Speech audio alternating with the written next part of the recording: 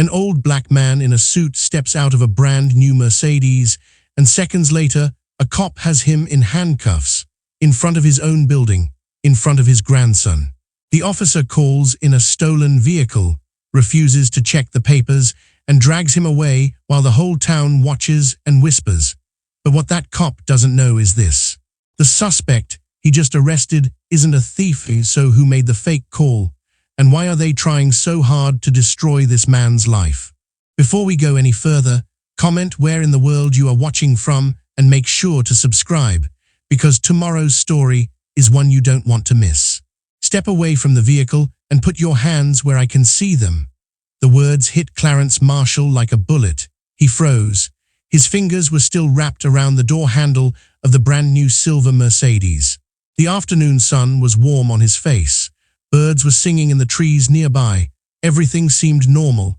Everything except the young white police officer standing 10 feet away, his hand resting on his gun. Clarence was 72 years old. He had never been arrested. He had never been handcuffed. He had never even received a parking ticket in his entire life. But here he was, standing in his own parking lot, in front of his own dealership, with his own name on the building in letters 10 feet tall, and a cop was treating him like a criminal. "Officer," Clarence said slowly, keeping his voice calm, "I think there's been some kind of mistake." I said, "Hands up." Now customers stopped walking. A mother grabbed her young daughter and pulled her clothes.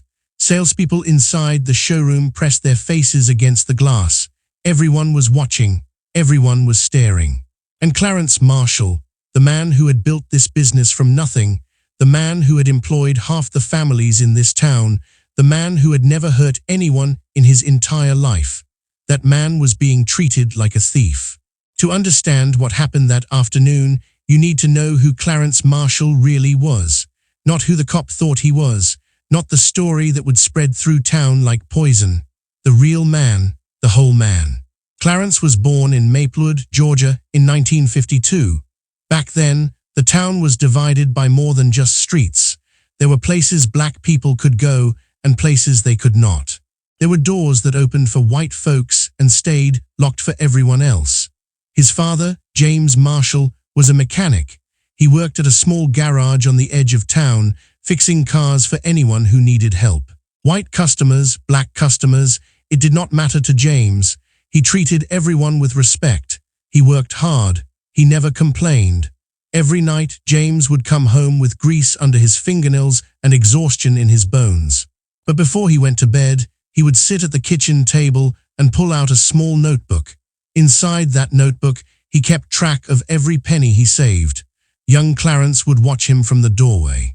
"What's that for, Daddy?" he asked one night. James looked up and smiled.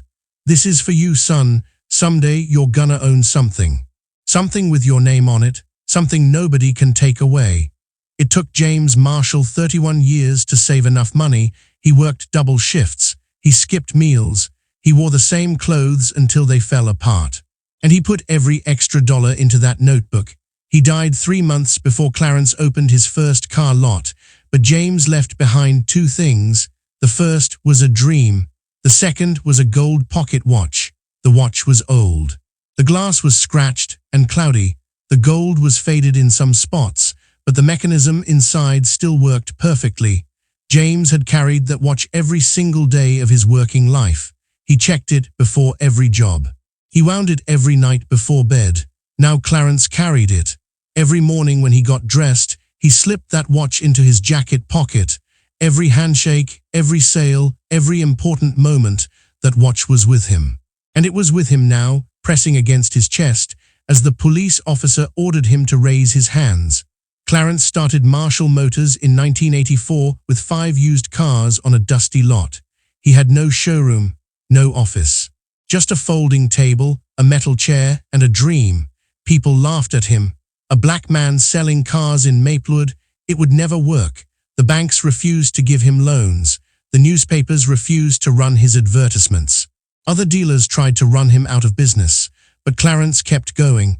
He worked 18-hour days. He learned every detail about every car. He treated every customer like family. And slowly, year by year, the business grew. Now, 40 years later, Marshall Motors was the biggest dealership in the county. New cars and used cars, a service center and a body shop, 63 employees, millions of dollars in sales every year. His name was on the building. His face was on the billboards. His reputation was known throughout the state, but none of that mattered to Officer Derek Hayes. That morning had started like any other. Clarence arrived at the dealership at 7:30, just like he had done every day for 4 decades. He unlocked his office. He made a pot of coffee. He sat at his desk and looked at the photograph of his late wife, Ruth. She smiled at him from the frame. Her eyes were warm and kind. She passed away 4 years ago. Cancer. They had been married for 46 years. "Good morning, sweetheart," Clarence whispered, like he did every day. Ruth used to tell him, "Clarence, you work too hard. You need to slow down." And he would always reply, "I'll rest when I'm done." But the work was never done. Not really. There was always another customer, another problem, another challenge. And now, without Ruth, the work was all he had left. Around 8 o'clock, his grandson Marcus walked into the office. Marcus was 24 years old, tall and handsome, with his grandmother's eyes and his grandfather's stubborn chin. He had graduated from college 2 years ago with a business degree, and now he was learning how to run the dealership. "Morning, Grandpa." "Morning, son. You eat breakfast?" Marcus shrugged. "I grabbed a granola bar on the way." Clarence shook his head. "That's not breakfast. That's bird food. Sit down. I'll have Denise bring you something real." Denise Walker was the office manager. She had worked at Marshall Motors for 18 years. She knew everything about the business, the schedules, the accounts, the customers, the secrets. Clarence trusted her completely. She was like a daughter to him. At least, that's what he thought. Marcus sat down in the leather chair across from his grandfather. He looked tired. There were dark circles under his eyes. "You okay?" Clarence asked. "Just thinking." "About what?" Marcus hesitated. He looked down at his hands. "About whether I'm ready for all this. The dealership, the responsibility. You've been doing this for 40 years. I've been here for 2. What if I mess it up?" Clarence leaned forward. He reached into his jacket pocket and pulled out the gold watch. He held it up so the light caught the scratched glass. "You know who this was?" "Great-grandpa's," Marcus said quietly. "That's right. He never saw this place. He never got to sit in this office or shake hands with a customer. But every brick in this building, every car on that lot, every paycheck I've ever signed, it all started with him, with this watch. With his dream." Clarence pressed the watch into Marcus's hand. "Hold it." Marcus wrapped his fingers around the cool metal. He could feel the weight of it, the history.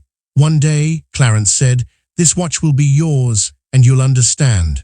You don't have to be ready, you just have to start, and you keep going. That's how it works."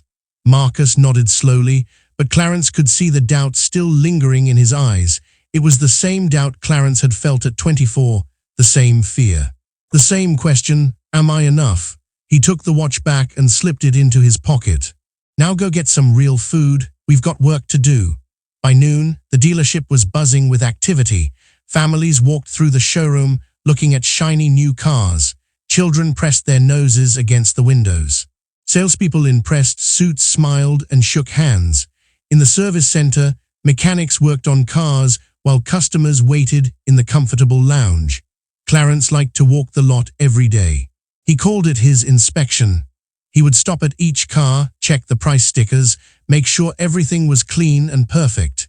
His employees knew that if Mr. Marshall found a dirty window or a crooked sign, there would be trouble. It was during his afternoon inspection that Clarence first noticed the police car. It was parked across the street near the coffee shop. A young white officer sat inside, watching the dealership through dark sunglasses.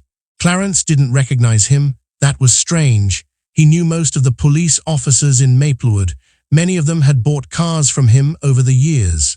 Clarence kept walking. He didn't think much of it. But an hour later, the police car was still there. Vincent Palmer, one of the senior salesmen, walked up to Clarence. Vincent was 55 years old, with gray hair and a friendly face. He had worked at Marshall Motors for 22 years. "Boss, you see that cop across the street?" Clarence nodded. "I see him. He's been sitting there all morning, just watching. Makes me nervous. He's probably waiting for someone." Don't worry about it. But inside, Clarence felt it too. Something was wrong. He could sense it, the way you sense a storm coming before the clouds appear. At 2 o'clock, Denise came into his office. She closed the door behind her, which was unusual. "Mr. Marshall, there's a man here to see you. He says he's from the county licensing office." Clarence frowned. "I didn't have any appointments today. He says it's urgent." "Something about a complaint." "What kind of complaint?" Denise shook her head. "He wouldn't tell me, but he looks serious." Clarence sighed and stood up. He straightened his tie and walked to the lobby. A thin man in a grey suit was waiting for him. He had a narrow face and cold eyes. He introduced himself as Gerald Price. "Mr. Marshall, thank you for seeing me without an appointment. What can I do for you, Mr. Price?" "I'm here about a complaint our office received. Someone has alleged that your dealership has been selling vehicles with falsified titles." Clarence stared at him. "Excuse me, falsified titles, forged documents. It's a serious accusation. It's a ridiculous accusation. We've never had a single problem with our paperwork, not in 40 years. Every title, every registration, every document is legitimate." Gerald Price nodded slowly, but his expression didn't change. "I understand. It's probably nothing, just a formality, but we'll need to review your records, all of them." Clarence felt his jaw tighten. "And if I refuse, then we'll be forced to suspend your dealer's license pending a full investigation." "Your choice." They stared at each other for a long moment. Clarence wanted to throw this man out of his building, but he knew that would only make things worse. "Fine," he said finally. "Denise will help you find whatever you need." As Gerald Price walked away with Denise, Clarence stood in the lobby, his mind racing. Who would file a complaint like this? And why now, after all these years? He walked to the window and looked outside. The police car was gone, but the feeling in his chest remained. At 4:15, Clarence decided to move a silver Mercedes from the back lot to the front display row. It was a brand new model. Top of the line, $200,000 worth of German engineering. He had just received it that morning, and he wanted it front and center where everyone could see it. He grabbed the keys from the lockbox, walked outside, and climbed into the driver's seat. The leather was soft and cool. The dashboard gleamed with polished wood and chrome. The car smelled new, that special smell of fresh leather and clean carpet. Clarence smiled. After all these years, he still loved cars, every single one. He started the engine. It purred like a satisfied cat. He pulled the Mercedes slowly around the building, careful not to scratch the paint on anything. He parked it in the best spot on the lot, right near the main entrance where every customer would see it first. Then he stepped out and checked the side mirrors, making sure they were angled correctly. That's when he heard the siren. A police car screeched into the lot, tires squealing on the pavement. It stopped just 20 feet away. The door flew open, and a young officer jumped out. It was the same cop from across the street. The one who had been watching all morning. "Step away from the vehicle." Clarence's hand was still on the door handle. He didn't move. "Hands where I can see them." Now, people stopped walking. A customer dropped her shopping bag. Children stared with wide eyes. Inside the showroom, employees rushed to the windows. Marcus came running out of the building. "What's going on?" "Stay back," the officer shouted at him. He turned back to Clarence. "I said hands up." Clarence slowly raised his hands. His heart was pounding, but he kept his voice calm. "Officer, my name is Clarence Marshall. I own this dealership. My name is on the building right behind you. This is my car. I just moved it from the back lot." The officer laughed. It was an ugly sound, full of contempt. "Sure you do. An old black man in a $200,000 Mercedes. Right, I've heard that one before. Think about that for a moment. Imagine spending your entire life building something. Working harder than anyone else. Earning every single dollar. Gaining the respect of your community. And then, in 1 second, having it all erased because of the color of your skin. What would you do?" Clarence took a deep breath. He kept his hands visible. He spoke slowly and clearly. "My name is Clarence Marshall. I am the owner of Marshall Motors. I have owned this dealership for 40 years. My name is on the registration of this vehicle. If you just check." I said hands up. The officer grabbed his radio. "Dispatch, This is Unit 247. I've got a possible 10 to 851 in progress at Marshall Motors. The suspect is an elderly black male, approximately 70 years old, requesting backup. Marcus stepped forward. His face was twisted with anger. That's my grandfather. He owns this entire place. Are you blind? The officer pointed at him. Stay back, don't move, or I'll arrest you too. Now more people were gathering. Customers and employees formed a circle around the scene. Some looked shocked. Others looked scared. A few people pulled out their phones and started recording. Mrs. Patricia Caldwell, a 70-year-old white woman who had been a customer for 20 years, stepped out of the showroom. Officer, please, this is ridiculous. I know this man. Everyone knows this man. Ma'am, step back. This is police business. Vincent tried to intervene. Officer, please listen. There's been a mistake. Mr. Marshall is the owner. He's been here for 40 years. Just look at the building. But the officer wasn't listening. He grabbed Clarence's arm and pushed him against the car. You have the right to remain silent. Anything you say can and will be used against you in a court of law. Clarence felt the cold metal of the handcuffs close around his wrists. He heard them click shut. He felt the officer's hands patting him down, searching his pockets.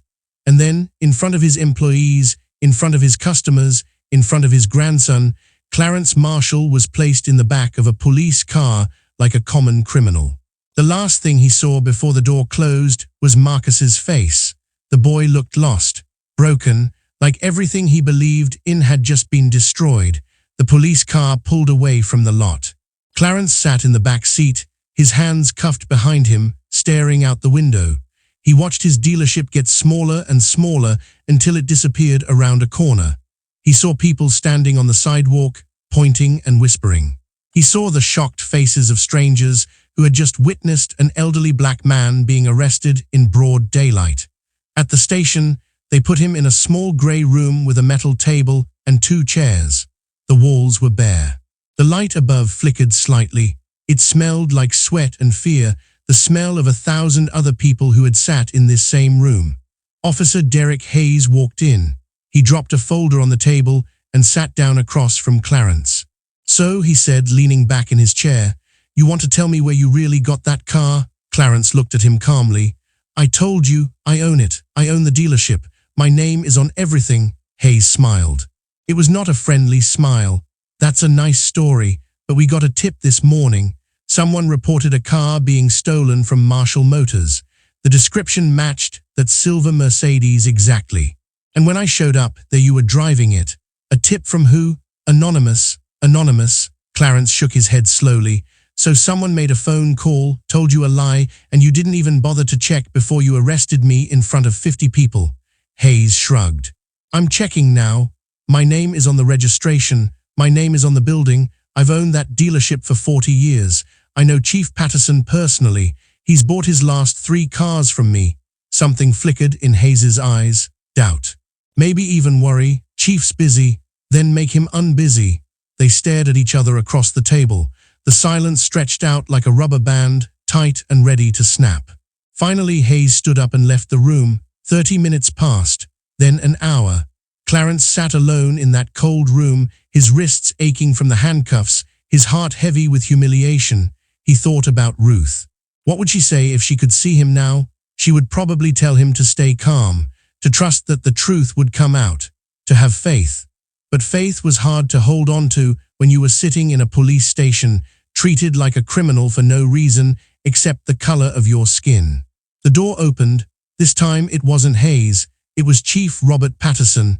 He was 60 years old, with gray hair and tired eyes. He looked at Clarence with an expression of deep embarrassment. Clarence.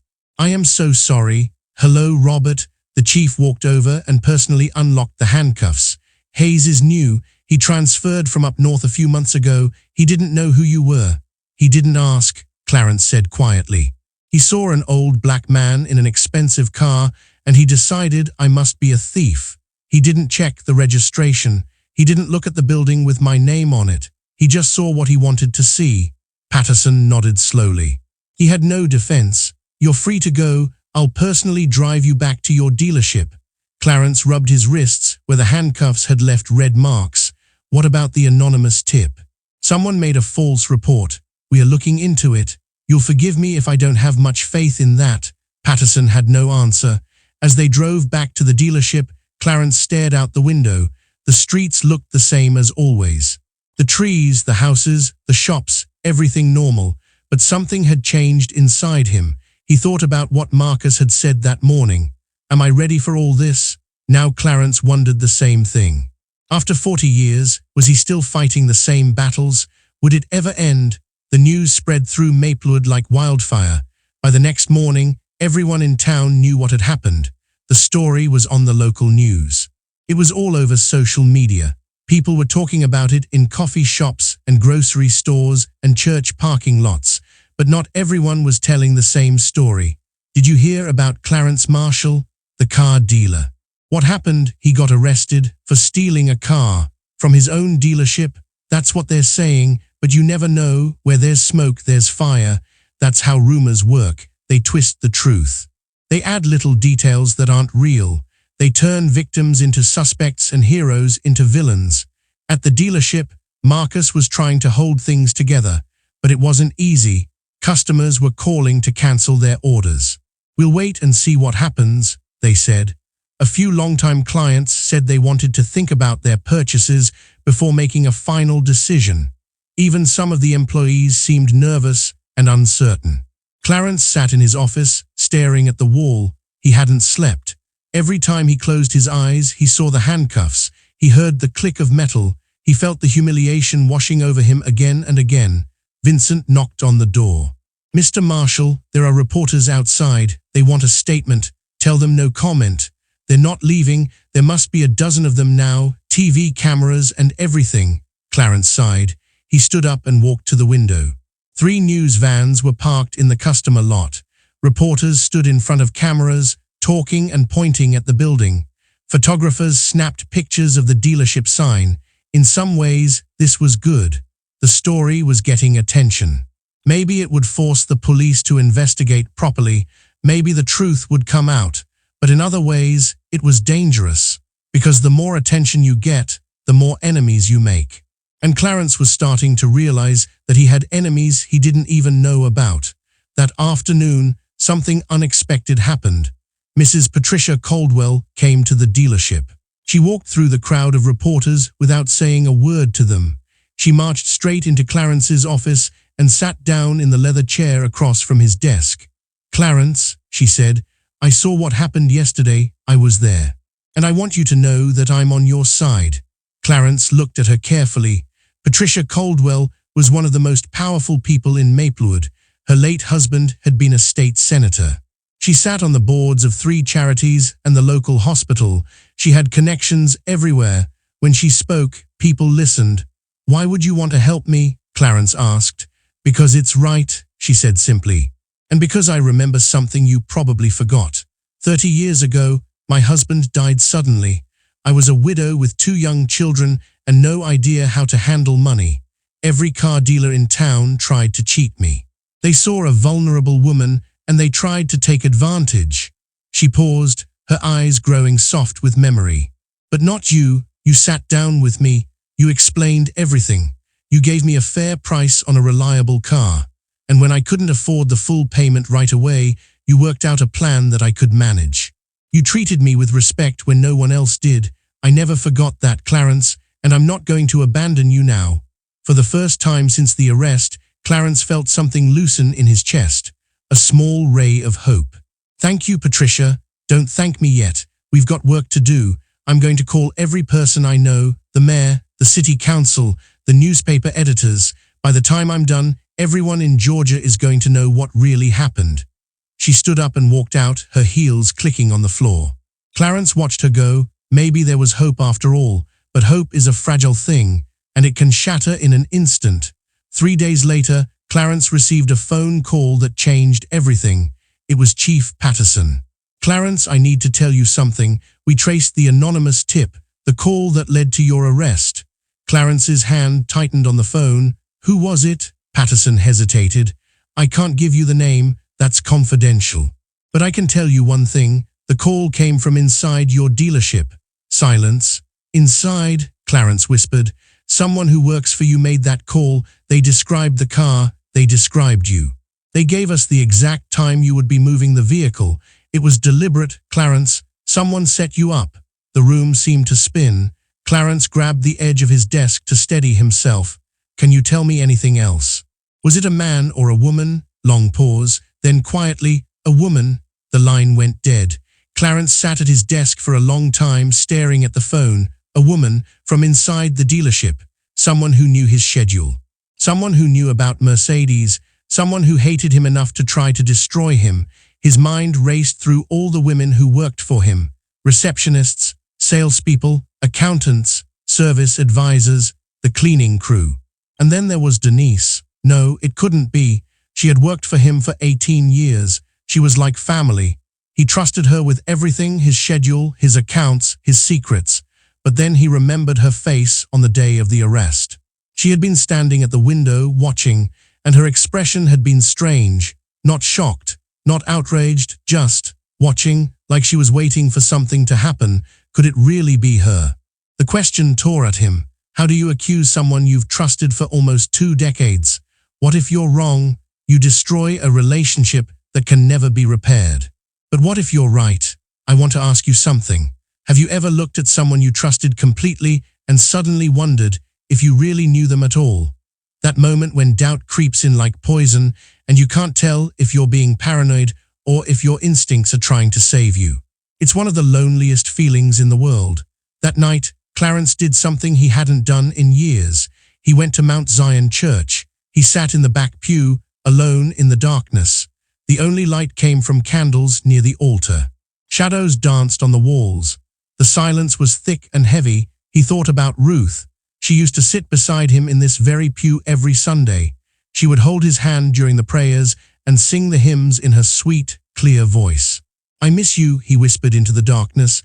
I don't know what to do. Pastor Samuel found him there an hour later. Clarence, I didn't expect to see you tonight. Neither did I, Pastor. Samuel sat down beside him. They were quiet for a long moment, listening to the silence. I keep asking myself, Clarence finally said, what did I do wrong? I worked hard my whole life. I played by the rules. I built something good. I treated people fairly. And now it feels like it's all falling apart. You didn't do anything wrong, Samuel said gently. You're living in a world that isn't fair. That's not your fault. It never was. Then whose fault is it? Samuel didn't answer. Because they both knew there was no simple answer to that question. The world was broken in ways that couldn't be fixed by one person, no matter how hard they tried. Ruth used to say, Clarence continued, his voice breaking, that trouble comes to everyone. The only difference is how you meet it. She was always stronger than me. If she were here, she is here, Samuel said. In your heart, in the way you raised Marcus, in the way you treat people every day, that's her legacy. And it lives on through you. Clarence reached into his pocket and pulled out the gold watch. He held it in his palm, feeling the familiar weight. My father gave everything so I could have a chance. And Ruth gave everything so I could keep going. I can't let them down. You won't. But as Clarence walked home that night through the dark, quiet streets, he wasn't sure he believed it. The next week brought more trouble. Gerald Price, from the licensing office, returned to the dealership. He had spent days going through every record, every document, every file, and he found nothing wrong. The complaint was baseless, he admitted reluctantly. Your paperwork is perfect. Who filed the complaint? Clarence asked. Price shook his head. That information is confidential. Another anonymous attack. But now Clarence was starting to see a pattern.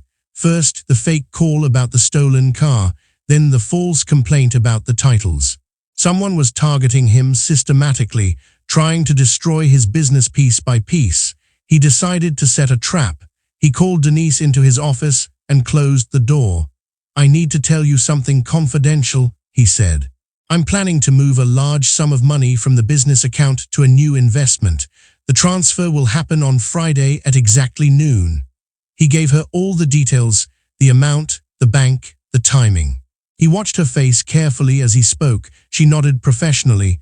I'll make sure everything is ready. Good. And Denise, this is just between us. Don't tell anyone. Of course, Mr. Marshall. After she left, Clarence sat at his desk, his heart heavy. He prayed he was wrong about her, but deep down, he knew the truth was coming, whether he wanted it or not. On Thursday morning, something unexpected happened. Officer Derek Hayes walked into the dealership. He was wearing civilian clothes, jeans and a plain shirt. Without his uniform, he looked younger, smaller, almost nervous. "Mr. Marshall, can I talk to you for a minute?" Clarence stared at him. The anger rose up in his chest like a wave. "You've got some nerve coming here. I know, I deserve that, but please, just give me 5 minutes." Against his better judgment, Clarence led him to a quiet corner of the showroom. Hayes took a deep breath. His hands were shaking slightly. "I came to apologize. What I did was wrong. I made assumptions based on what I saw, an older black man in an expensive car. And I jumped to conclusions without checking the facts. I humiliated you in front of your people. I treated you like a criminal when you hadn't done anything wrong." Clarence said nothing. He just waited. "The chief told me to apologize," Hayes continued. "But that's not why I'm here. I'm here because—" He paused, his eyes growing wet. "My father was a cop in Alabama back in the 60s and 70s. He did things I can't forgive. Things to people who looked like you. I grew up hearing stories about what he did, and I hated him for it. I swore I would be different. I swore I would be the kind of cop who protected everyone equally. But you weren't." Hayes lowered his head in shame. "No, I wasn't. I became exactly what I promised myself I would never be, and I'm sorry. Those words aren't enough, but they're all I have." The silence stretched between them. "Why are you really here?" Clarence finally asked. "There's something else, isn't there?" Hayes looked up. "That tip about the car, it didn't just come from inside your dealership. It was part of something bigger." "What do you mean?" "Someone has been making calls about you for months. To the licensing office, to the county tax assessor, to the state attorney general, to the banks that hold your business loans. Whoever it is, they're not just trying to embarrass you. They're trying to destroy you completely." Clarence felt a chill run down his spine. "Do you know who?" "Not yet, but I'm going to find out. And when I do, I'm going to make sure they pay for what they've done." He extended his hand. Clarence looked at it for a long moment, remembering the feeling of handcuffs closing around his wrists. Then, slowly, he shook it. On Friday morning, the trap was ready. Marcus was parked across the street from the dealership, pretending to read a newspaper. Vincent was watching the back entrance, and Clarence was in his office, waiting. At 11:45, Denise left her desk. Clarence watched through his window as she walked to her car, got inside, and made a phone call. She talked for several minutes, gesturing with her free hand. Then she hung up and walked back inside. At noon, 2 men in expensive suits arrived at the dealership. They walked straight to the business office and demanded to speak with the manager about the money transfer. Clarence met them in the lobby. "There is no money transfer," he said calmly. The men looked confused. "But we were told." "You were told a lie, and whoever told you is the person I'm looking for." The men exchanged nervous glances. Then they turned and walked out without another word. Clarence watched them leave. His heart was pounding. It was true. Denise had betrayed him. He waited in his office. At 12:15, she came back from lunch with a smile on her face, acting like nothing had happened. "Everything okay, Mr. Marshall? Do you need anything?" "Yes, Denise, I need you to sit down. We need to talk." Something flickered in her eyes. Fear? Guilt? She sat in the chair across from his desk, her smile fading. 18 years, Clarence said quietly. "You've worked for me for 18 years. I trusted you with everything. My schedule, my accounts, my family, and you betrayed me. I don't know what you're—" "Stop." His voice was cold, hard. "I know you made the call that got me arrested. I know you've been feeding information to someone. I just don't know why." Denise stared at him. The mask fell away. And underneath, Clarence saw something he had never seen before. Pure, bitter hatred. "You want to know why?" she said. "Fine, I'll tell you why. Because you're blind. You've always been blind." "Blind to what?" "To me, to everything I've done for this place. I worked 18 years for you. 18 years. I handled every crisis. I covered every mistake. I stayed late, came in early, gave up weekends and holidays. And what did I get? A thank you card at Christmas. A bonus that barely covered my rent." She stood up, her voice rising. "And then when you decided to expand, to open that second location across town? Who did you choose to run it? Not me, not the person who knew this business better than anyone. No, you chose your grandson. A kid who's been here for 2 years, while I gave you 18. Clarence shook his head slowly. This is about Marcus. This is about respect. I was good enough to do the work, but never good enough to lead. Never good enough to have my name on something. I was invisible to you, just the help. So you decided to destroy everything I built. I decided to take what I deserved. Someone offered me money, a lot of money. All I had to do was make some phone calls, create some problems, feed them information about your schedule and your accounts. And when your business collapsed, they would buy this land for nothing. And I would finally get what I was worth. Who? Clarence demanded. Who's behind this? Denise laughed. It was an ugly sound. You'll never find out. And even if you do, it won't matter. They're too powerful. They own half the politicians in this county. You can't fight them. Nobody can. The office door opened. Officer Hayes stood in the doorway with 2 uniformed officers behind him. Denise Walker. You're under arrest for conspiracy to commit fraud, filing false police reports, and criminal harassment. Denise's face went pale. You can't do this. I have rights. You have the right to remain silent, Hayes said, snapping handcuffs around her wrists. I suggest you use it. As they led her out, she turned back to Clarence one last time. This isn't over, she hissed. They'll come for you again, and next time you won't see it coming. The door closed behind her. Clarence sat down heavily. His hands were trembling. 18 years. He had trusted her for 18 years. He had treated her like family. And it was all a lie. That night, Marcus found his grandfather sitting alone in the dark office. The building was empty. The lot was quiet. Only the security lights were on, casting long shadows across the showroom floor. Grandpa, Clarence didn't answer. He was holding the gold pocket watch in his hands, staring at it. Marcus sat down across from him. For a long time, neither of them spoke. Hayes told me what happened, Marcus finally said. About Denise, I can't believe it. Neither can I. Clarence's voice was barely a whisper. I thought I knew her. I thought I could trust her, but I was wrong. He looked up at his grandson. His eyes were red and tired. How do you keep going, Marcus? When the people you trust betray you, when everything you've built is under attack, how do you find the strength to keep fighting? Marcus reached across the desk and took his grandfather's hand. You taught me that, he said. You keep going because that's what marshals do. Great-grandpa kept going even when no one believed in him. Grandma Ruth kept going even when she was sick. And you've kept going for 72 years, no matter what the world threw at you. Clarence looked at the watch in his hands. The glass was cracked now. It must have happened during the arrest. He hadn't noticed until this moment. It's broken, he said quietly. Then we'll fix it, just like we'll fix everything else.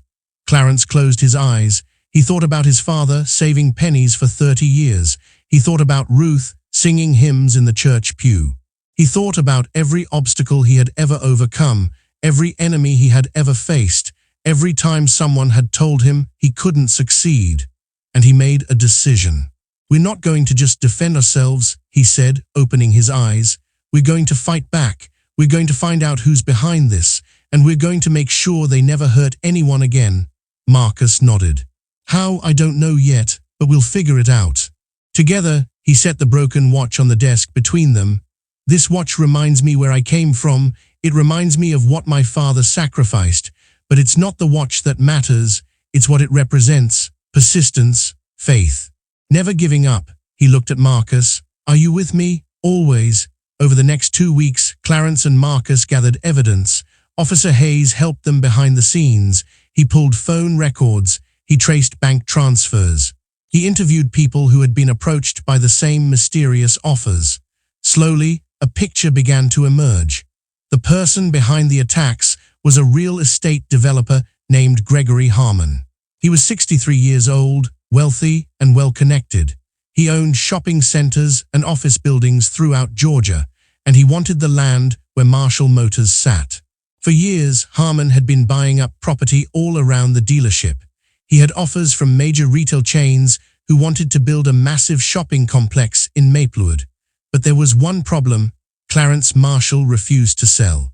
Harmon had tried everything. He offered to buy the dealership for twice its value.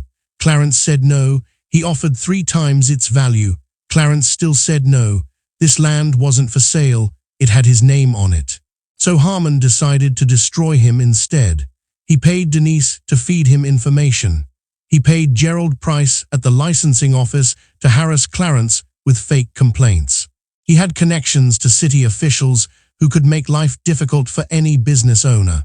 And he had used the anonymous tip to get Clarence arrested, hoping the public humiliation would break his spirit. But Harmon had made one mistake. He had underestimated Clarence Marshall.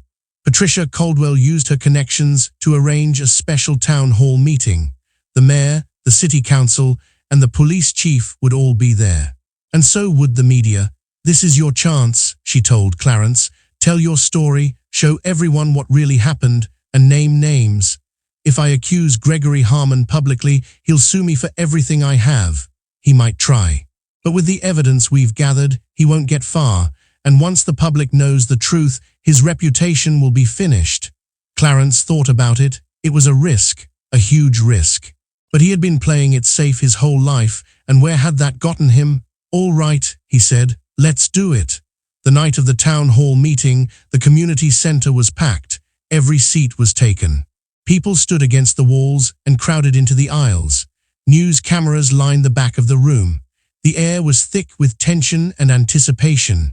Gregory Harmon sat in the front row, looking smug and confident. He was wearing a tailored suit that probably cost more than most people in the room made in a month. He smiled and waved to the cameras like he was the guest of honor. He didn't think anyone would dare challenge him. He was wrong. Clarence walked to the podium. He was wearing his best suit. His father's watch, cracked glass, and all was in his pocket. He looked out at the crowd and took a deep breath. "I'm not a public speaker," he began. "I'm just a man who sells cars. I've been doing it for 40 years. Most of you know me. Many of you have bought cars from me. Some of you have worked for me." He paused, gathering his thoughts. 2 weeks ago, I was arrested. Right in front of my own dealership. In front of my employees. In front of my customers. In front of my grandson. I was handcuffed and put in a police car like a criminal. The room was completely silent. Every eye was on Clarence. My crime, I was driving a car that I owned, on property that I owned, with my name on the building behind me, but the officer who arrested me didn't see any of that. He saw an old black man in an expensive car, and he decided I must be a thief. He told the whole story, the anonymous tip, the fake complaint about falsified titles, the months of harassment, the betrayal by someone he trusted, and then he named names. The person behind all of this is sitting in this room right now. His name is Gregory Harmon. The crowd gasped. Cameras flashed. Harmon's smile vanished. "He wanted my land," Clarence continued. "I wouldn't sell, so he tried to destroy me. He paid my office manager to betray me. He paid a government official to file fake complaints. He orchestrated my arrest." Clarence held up a folder thick with documents. "I have phone records, bank transfers, witness statements, everything." Harmon stood up, his face red with rage. "This is slander. I'll sue you for every penny you have." Clarence looked at him calmly. "Try it." 2 words, that's all, but they hung in the air like thunder. Officer Hayes stepped forward, followed by 2 uniformed officers. "Gregory Harmon, you're under arrest for conspiracy to commit fraud, bribery of public officials, and criminal harassment. You have the right to remain silent." Harmon's face went white. "Do you know who I am? I'll have your badge." Hayes snapped the handcuffs shut. "I know exactly who you are, and you're going to have plenty of time to think about that in a jail cell." As they led Harmon out of the room, the crowd erupted in applause. People stood up and cheered. Some of them were crying. Patricia Caldwell was beaming. Marcus had tears streaming down his face, and Clarence Marshall stood at the podium, overwhelmed by the response. He had spent his whole life trying to be invisible, trying to succeed without making waves, trying to prove himself through quiet hard work. But sometimes you have to stand up and be seen. Sometimes you have to fight. And sometimes the fight is worth it. The months that followed brought justice and healing. Gregory Harmon was convicted on multiple charges. He lost his company, his reputation, and his freedom. He would spend the next 15 years in prison. Gerald Price from the licensing office was fired and faced his own criminal charges. The reporter who had been publishing negative stories about Marshall Motors was exposed and disgraced. Denise Walker received a reduced sentence in exchange for her testimony against Harmon. Marshall Motors didn't just survive, it thrived. After the town hall meeting, customers came from all over the state. They wanted to buy cars from the man who had stood up to corruption. They wanted to support the business that had become a symbol of justice and perseverance. Sales doubled, then tripled. Clarence had to hire 20 new employees just to keep up. He promoted Marcus to assistant general manager, but he also did something else, something that surprised everyone. He hired a new office manager. Her name was Joanna. She had worked in the service center for 12 years, doing her job quietly and efficiently, never asking for recognition or praise. Clarence had barely noticed her, but now he did. "You've been here a long time," he told her. "And you've never once complained, never once asked for more, but I should have seen you sooner. I should have recognized your value. Mr. Marshall, I don't know what to say. Just say you'll take the job. And that you'll let me know if I ever take you for granted." Joanna smiled. "I can do that." Officer Derek Hayes was transferred to a new position, Community Liaison Officer. He spent his days building bridges between the police department and the neighborhoods that had been ignored and mistreated for decades. He organized town halls and community meetings. He listened to people's concerns. He worked to change the culture of the department from the inside. He wasn't perfect. He made mistakes, but he was trying, and sometimes that's enough. One warm evening, Clarence sat on the balcony of his office, looking out over the lot. The sun was setting, painting the sky in shades of orange and gold. Below, the cars gleamed in the fading light. Customers walked hand in hand between the rows. Marcus came out and sat beside him. He was holding something wrapped in cloth. "I have something for you," he said. He unwrapped the cloth. Inside was the gold pocket watch. But it looks different now. The cracked glass had been replaced. The old mechanism had been cleaned and restored. It gleamed like new. "How did you?" "I found a watchmaker in Atlanta. He said it took him 3 weeks, but he got it working again, better than ever." Clarence held the watch in his hands. He could feel the weight of it, the history, the love. "This watch belonged to your great-grandfather," he said quietly. "He carried it every day of his working life, and when he died, he left it to me. It's the most precious thing I own." He looked at Marcus. "And now I want you to have it." Marcus's eyes went wide. "Grandpa, I can't." "You can. And you will." He pressed the watch into his grandson's palm. "One day, you'll pass it to your own child, and you'll tell them the story about your great-great-grandfather who saved pennies for 30 years, about your grandmother who sang hymns in the church pew, about the day your grandfather was arrested in his own parking lot and how he fought back." Marcus wrapped his fingers around the watch. His hands were shaking. "The work is never done," Clarence continued. "There will always be another challenge, another enemy, another storm, but we keep going. That's what marshals do. We keep going." They sat together in comfortable silence, watching the sun sink below the horizon.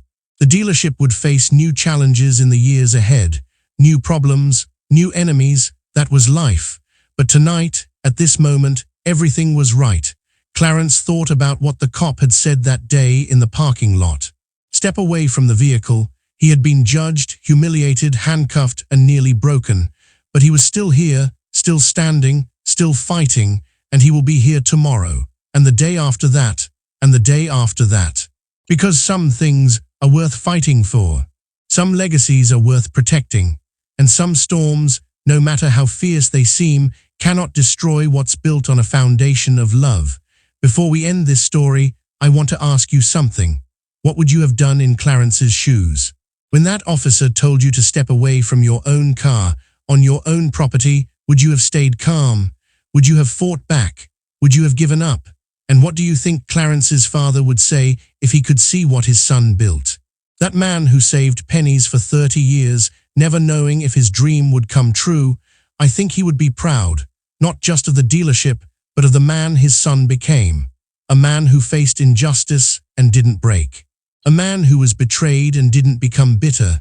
A man who was knocked down and got back up. That's the lesson I take from this story. It's not about wealth or success. It's about character. It's about who you are when the world is against you. It's about keeping faith when faith is hard. Let me know in the comments what you think. What lesson do you take from Clarence's story? And have you ever faced a moment where you had to stand up for yourself, even when it was terrifying? I'd love to hear your thoughts. Thank you for listening. And remember, no matter what storms you're facing right now, you have the strength to get through them. Keep going. I'll see you in the next one.